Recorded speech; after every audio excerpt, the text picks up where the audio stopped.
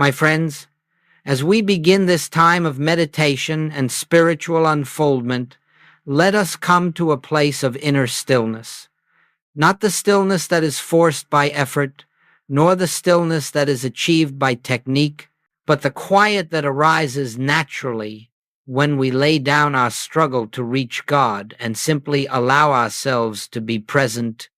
For too long, our spiritual lives have been overshadowed by the belief that God is somewhere outside of us, that God is a being to whom we must call, cry, plead, and petition.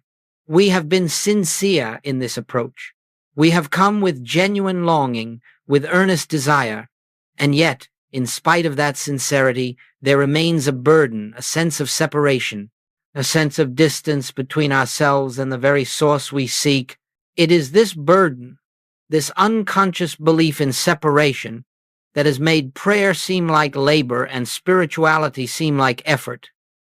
We have imagined that if we could only pray hard enough, long enough, or correctly enough, God would hear us and respond.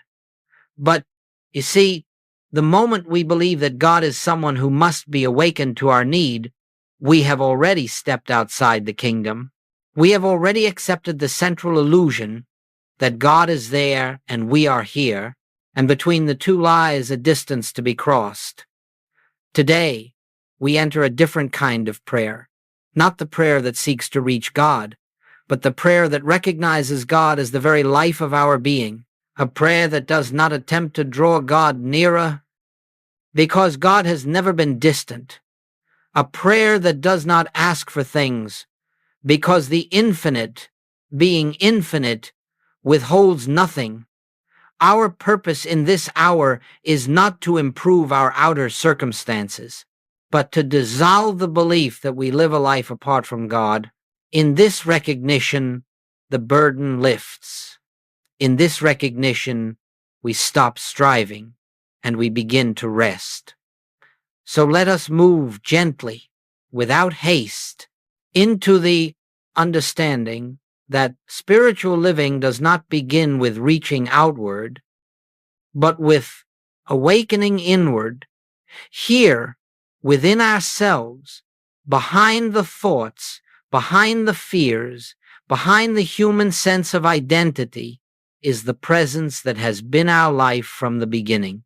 To discover this is the beginning of true prayer, and the end of the long attempt to make God give us the things we believe we lack. As we move deeper, let us look gently and honestly at why so much of what we call prayer seems to fall short of its promise. It is not that God withholds. It is not that God sometimes answers and sometimes refuses. The infinite cannot give in portions, for the infinite is whole, complete, and indivisible. The problem lies not in God's response, but in the premise from which we pray. When we pray for things, whether it be healing, supply, harmony, or peace, we are silently affirming that these things are absent. We are declaring, without realizing it, I stand outside the fullness of God, and I must persuade God to bring me into it. The very request affirms the very lack, and so the prayer begins, not from truth, but from illusion. Consider this. If we ask God for health, we are admitting a belief in a life separate from the one, life that is God. If we ask for supply, we are accepting in our consciousness the possibility of lack in the infinite. If we ask for protection, we are affirming that there is something from which God's presence is not already our refuge. You see, the request itself is the barrier. The prayer built upon separation cannot reveal oneness, and the prayer built upon lack cannot reveal completeness. This does not mean that our needs are unimportant or that our struggles are unnoticed. It means that the way we approach them must be transformed. Every prayer of asking, no matter how devout, begins with the assumption that God is somewhere else and must be brought into our experience. But God is not brought anywhere. God is the very substance and activity of the consciousness that is listening at this moment.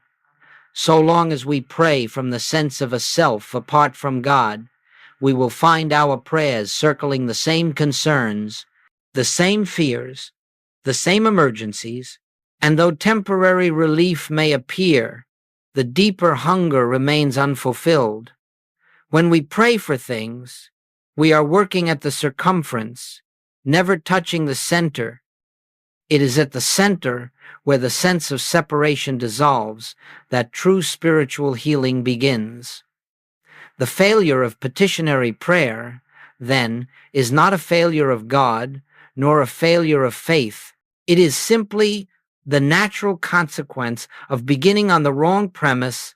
The mistake is not moral, it is metaphysical. When we start with separation, we end with struggle. When we begin with oneness, even before any appearance changes, we find peace, the peace that precedes and produces the harmony that follows. And so, before we ask for anything, let us pause. Let us recognize that the seeking itself may be rooted in the belief that God has yet to be found. Prayer fails, not because God is silent, but because we have prayed from a consciousness that has forgotten where God is closer than breathing, nearer than hands and feet, the one life expressing as this life. Let us now turn to the great truth upon which all spiritual unfoldment rests. It is a truth so simple that the intellect overlooks it, and so profound that the heart, once awakened to it, is never the same. When the Master said, "I and the Father are one," he was not speaking as a man apart from other men. He was revealing the nature of reality itself. He was declaring the truth of his being, the truth of your being, the truth of all being. But notice what he did not say. He did not say, "I will become one with the Father," or "I am trying to be one with the Father." He did not say through effort, discipline, or virtue, "I shall one day attain union." No, he spoke from the quiet authority of spiritual fact. I and the Father are already one. Oneness is not the goal. It is the foundation. It is not the destination. It is the starting point. This oneness is not the union of two separate beings joining hands. It is the realization that there is only one being expressing as individual form. The I that Jesus referred to was not the personal sense of self, the carpenter's son. The teacher walking the hills of Galilee. The I was the infinite consciousness that appeared as that individual identity, the same consciousness appearing as you and as me. Therefore, when we speak of oneness, we are not uplifting the human personality. We are recognizing the divine essence behind the personality. To grasp this truth is to understand why praying for things has no place in spiritual living. If you and the Father are one, what could you lack? What could you request? What could be added to the fullness of God expressed as you? Every desire to get, to achieve, to acquire is born of forgetting this oneness. And every moment of recognition dissolves that desire, for in the light of oneness, the soul sees that it has never been without anything. This realization cannot be forced. It does not come through intellectual repetition or metaphysical argument. It dawns softly, gently, like a sunrise breaking through the mist of centuries-old belief. And when it dawns, even faintly, you feel a shift, an easing of the burden, a dissolving of the fear, a quiet assurance that requires no evidence and seeks no validation. To accept I and the Father are one is to step out of the mental picture of yourself as a separate being striving to reach God. It is to rest in the truth that God is the very life living you. In this awareness, prayer becomes not a request, but a recognition, not an effort to change outer conditions, but a yielding to the truth that stands behind all conditions. As we continue, let this truth settle into your consciousness. There is no place where God ends and you begin. There is no life apart from the life that is God. There is only the one, expressing itself as the many, and the many awakening to their oneness with the one. As we proceed, let us look more deeply into an area that has caused much confusion for earnest seekers: the desire to demonstrate supply, to demonstrate healing, to demonstrate harmony. Many approach the spiritual path with the hope that, by learning the right principles or practicing the correct techniques, they may bring about the conditions they desire. But, my friends, the moment we attempt to use truth to accomplish some personal objective, we have stepped outside the realm of spiritual awareness and returned to the mental world of cause and effect. Joel Goldsmith often said, "Do not try to demonstrate supply, health, or harmony. Let the Father demonstrate itself as these things." This statement confounds the human mind, because the mind wants a method, a guarantee, a process by which it can secure what it believes is missing. But spiritual living reveals that nothing is missing. It is only our recognition that has been absent. Supply is not something God gives. Supply is God expressing. Health is not a condition God restores. Health is the nature of the life that God is. Harmony is not the result of divine intervention. Harmony is the unchanging character of the presence that fills all space. When we attempt to demonstrate, we are subtly affirming the belief that God must act upon a situation that currently stands outside divine order. Yet how can anything be outside divine order? If God is infinite, where is the place where God is not? If God is all, what could exist that God has not already filled with its own nature? You see, the attempt to demonstrate arises from the belief in two powers: the power of God on one hand, and the power of disease, lack, or discord on the other. The moment we struggle to bring God's power into a situation, we have unknowingly accepted the reality of the opposing power. True spiritual realization begins when we release the desire to manipulate appearances. Even spiritually, we do not use truth. We yield to truth. We do not command God. We consent to God's activity. We do not attempt to reshape the outer world.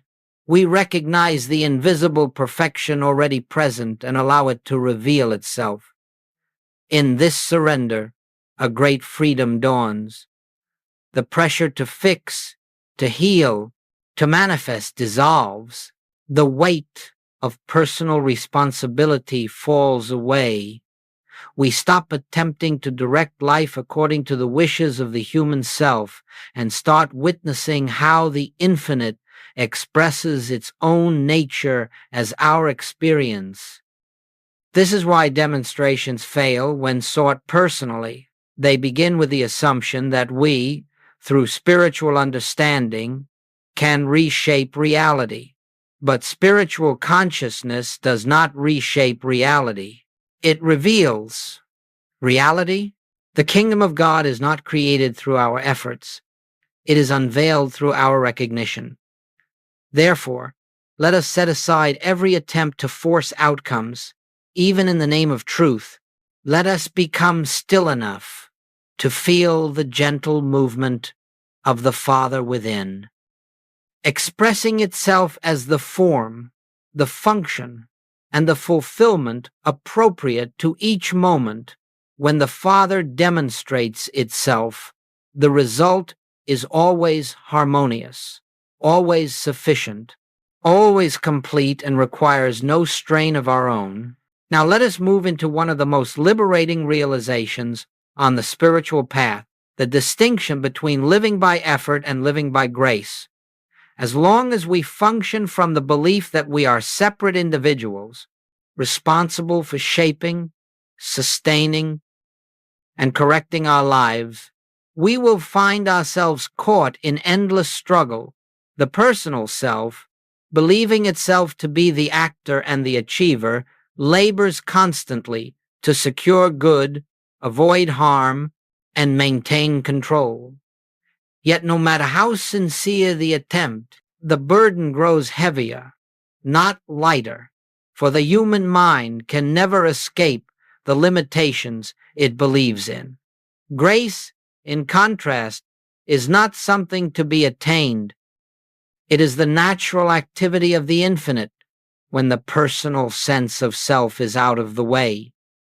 Grace flows effortlessly, not because God suddenly acts, but because we stop obstructing the divine activity that has been present all along. The Father's life is forever expressing itself, but it appears as struggle when filtered through the belief in personal responsibility, and it appears as harmony when recognized as the only life there is. Let us look quietly at the difference. Effort asks. What must I do to make this right? Grace whispers. Be still and let the truth reveal itself.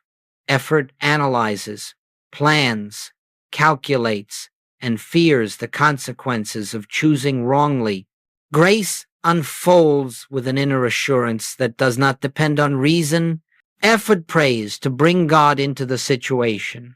Grace knows that God is the situation, its substance, its intelligence, its life.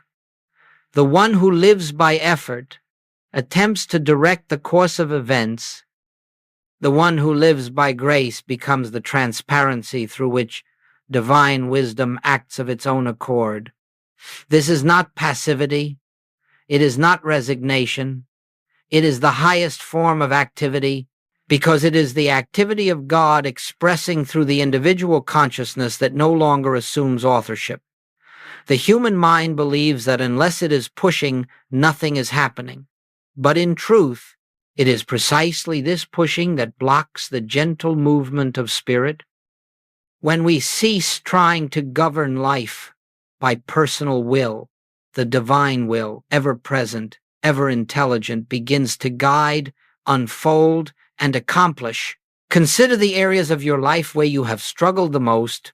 Perhaps you have tried with great intensity to secure financial stability, to improve your health, to restore harmony in your relationships, or to find your purpose. In each case, notice how the effort itself carried within it a sense of fear, fear of loss, fear of failure, fear of insufficiency. Such fear is not the nature of God.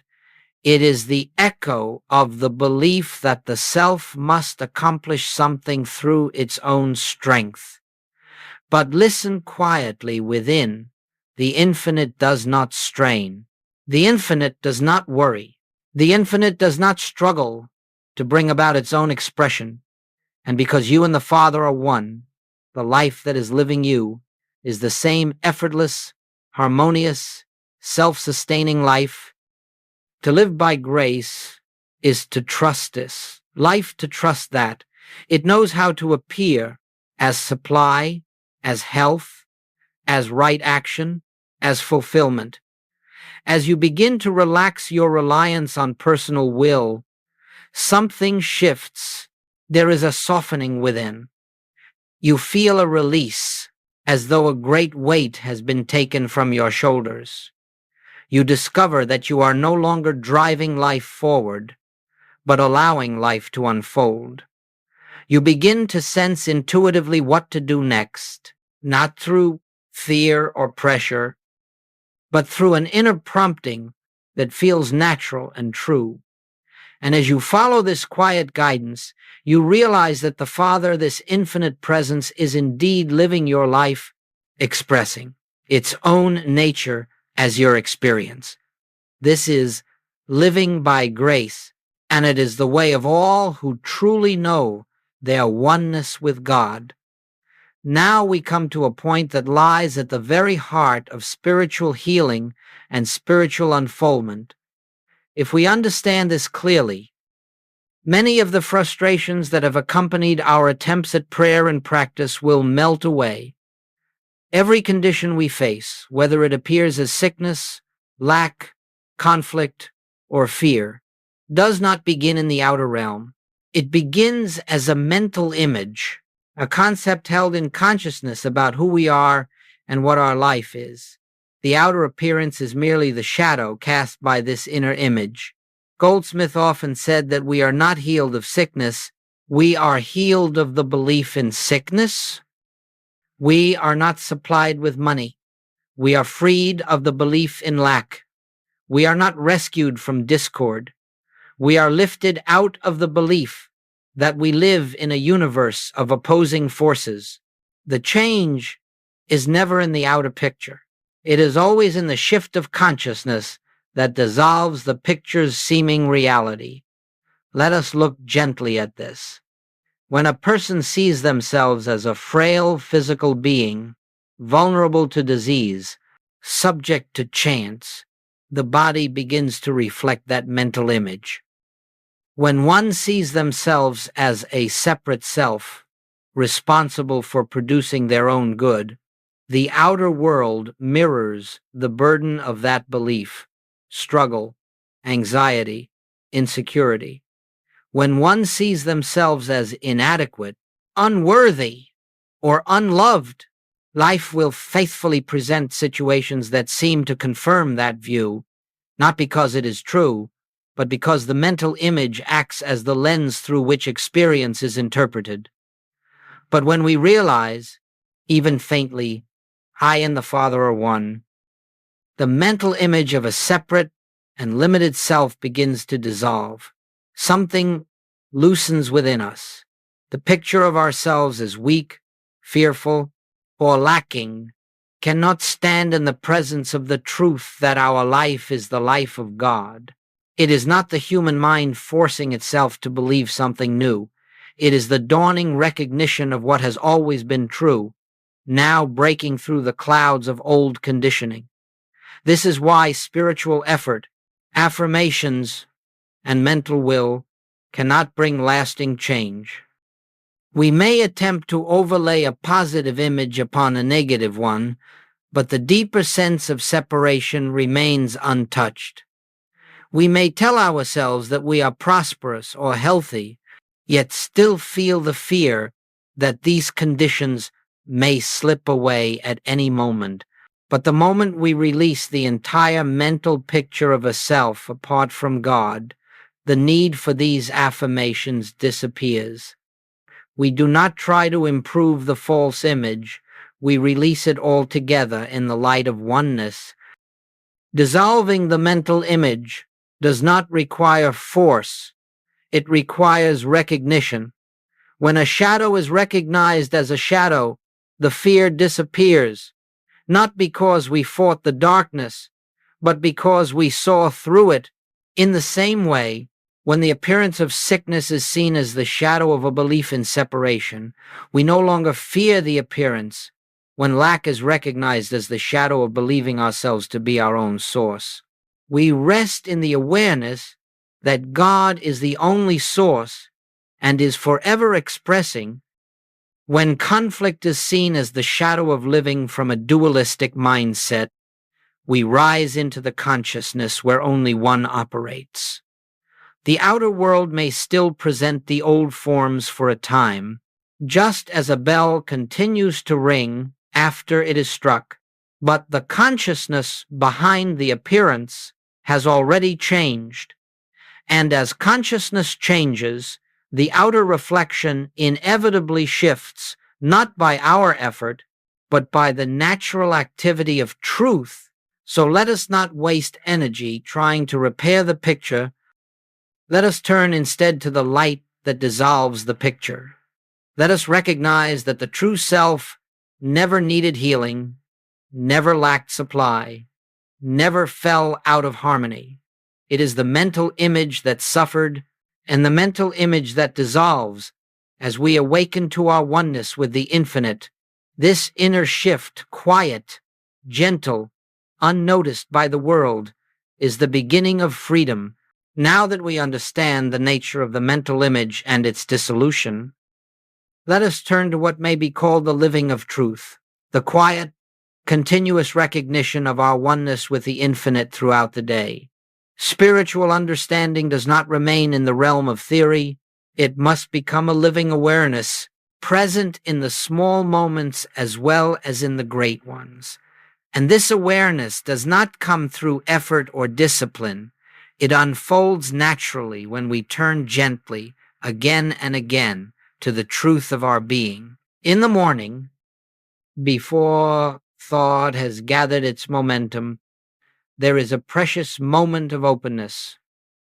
In that moment, let us not begin the day by asking for guidance, protection, or supply, for the Father has already gone before us.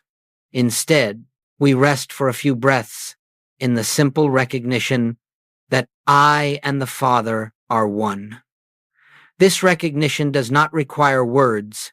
It is an inner feeling, a soft awareness of the presence that lives us.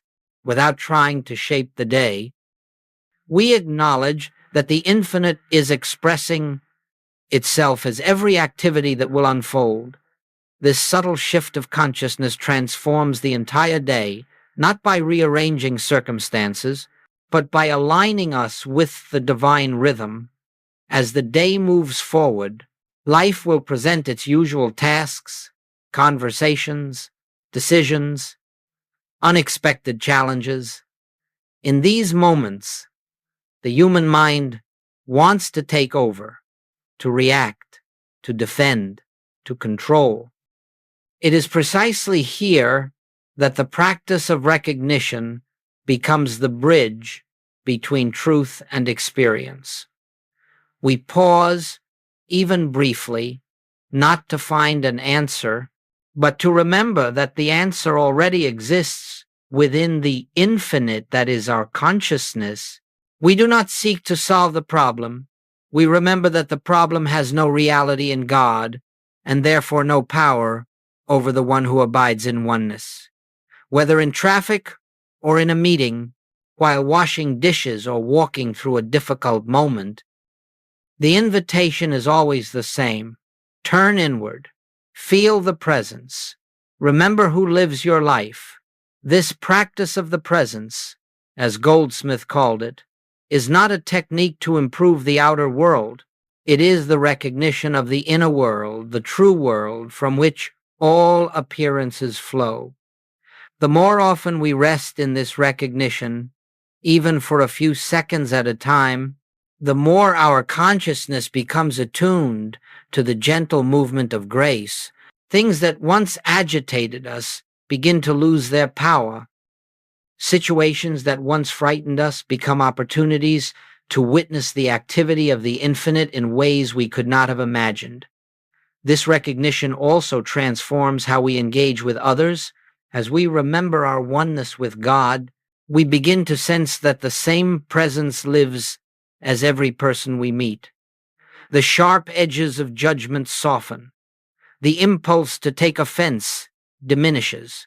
We realize that we are not interacting with separate selves, but with expressions of the same divine life.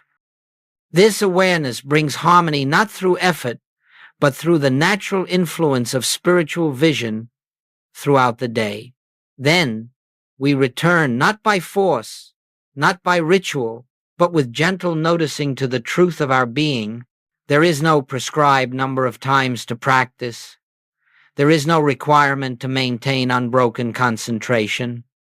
The important thing is simply to turn, again and again, to the inner light that is always present. Each turning clears away a layer of the old mental image and allows the reality of our oneness to shine through.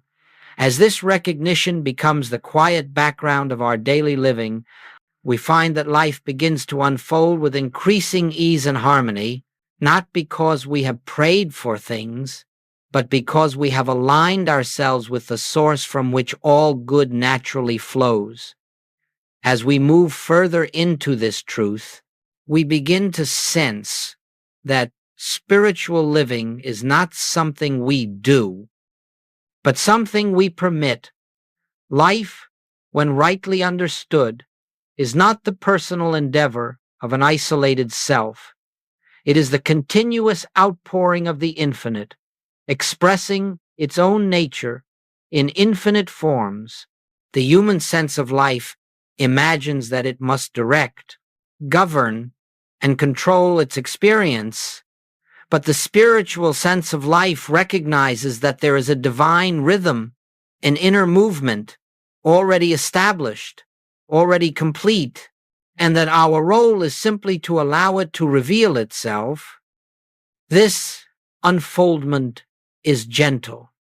It does not announce itself with fanfare or dramatic signs. It comes quietly, like the dawning of light at daybreak. At first, we may not notice that anything has changed. The outer conditions may appear the same, the responsibilities unchanged, the circumstances familiar, yet within there is a subtle shift. The desire to hurry diminishes, the need to force outcomes loosens. We begin to notice that decisions arise with greater simplicity, that answers come without strain, that the path forward seems to open of itself. This is not the result of personal achievement. It is the natural activity of grace. When we no longer insist on directing life from the standpoint of the personal mind, we make space for the infinite to act. And as the infinite acts, it expresses its own intelligence as our intuition, its own abundance as our supply, its own harmony as our relationships, its own peace as our emotional landscape. The human mind could not plan such outcomes, nor could it foresee the means by which they appear. But the infinite, functioning as our consciousness, knows how to take form in whatever way is needed. You may observe that opportunities arise without your seeking them. People come into your life who were never part of your plans. Solutions present themselves where previously there was confusion. All of this is the Father revealing itself as the form appropriate to the moment, nothing forced, nothing strained, nothing achieved through effort, only the natural movement of spirit appearing in visible form. We often think of grace as something that comes to us, but in truth, grace is the activity of the one being, moving through us. And when we stop resisting, when we relinquish the belief that we must manage every detail of life, that grace can flow unobstructed, in this flow, our actions become effortless, not because we are passive, but because they arise from an inner prompting that is wiser than thought, gentler than emotion, and surer than reason. There will be moments when appearances still try to assert themselves, moments of uncertainty, moments when the old mental images attempt to reestablish their influence. But as long as we remain anchored in the recognition that the infinite is living our life, we need not be disturbed. We do not fight the appearance, we look through it. We do not question whether the infinite is present. We rest in the knowing that it is the only presence there is. As this unfoldment continues, a remarkable assurance begins to take root, an assurance not based on circumstances, but on the inner realization that nothing can be added to or taken from the life that God is expressing. We begin to see that the form of good is secondary, the source of good is primary, and when we remain aligned with the source, The form naturally reflects the harmony of that alignment. This is the life lived by grace, a life in which the infinite expresses itself without interference, without obstruction, without the limitations imposed by the mental image of a separate self. When we allow this unfoldment, we discover that life has always been trying to express through us, only our resistance kept us from recognizing it. Now, in the quietness of oneness, we simply accept what has always been true, and now, as we bring this period of contemplation to a close, let us return once more to the simplicity with which we began. All that we have explored together can be expressed in a single truth. The life you are living is the life of God, and the degree to which you experience harmony is the degree to which you yield to that life. There is nothing to be added, nothing to be achieved, nothing to be demonstrated. There is only the quiet recognition that all good already exists within the oneness of your being. The spiritual journey does not lead us somewhere outer. It leads us inward to the center where the presence abides. Here, in this still place, we discover that the search was never necessary, the struggle never required. The Father has been living our life all along. Each breath, each step, each moment has been the movement of the infinite, expressing itself as us. Only the belief in a separate self obscured this truth. As we rest in this awareness, we begin to sense a profound relief. The burden of living, of managing, controlling, striving slips from our shoulders. We realize we never carried life. Life carried us. We never sustained ourselves. The infinite sustained us. And as this realization deepens, fear dissolves, because there is no longer a me who must protect itself, and no longer a world that can threaten what God is expressing. There is only the effortless activity of spirit, appearing moment by moment, in whatever form is needed. Let this recognition accompany you into the hours ahead, not as a discipline, not as a demand, but as a gentle remembrance. Where I am, God is, and where God is, nothing is lacking. You need not hold this truth tightly. You need only allow it to be. Let it rise to the surface of consciousness whenever it will. Let it guide without force, comfort without effort, and reveal without your attempting to make revelation occur. Simply yield quietly, naturally, without strain to the presence that has been your life from the beginning. And as you walk through the world, know that you do not walk alone. The infinite walks as you. The Father expresses through you. The kingdom unfolds in you. This awareness is prayer. This awareness is peace. This awareness is the life lived by grace. We close now, not by ending the presence, but by resting in the assurance that it continues unbroken within us. And so, as we step back into the activity of the day, we carry with us the quiet confidence that the one who lives our life has already prepared the way.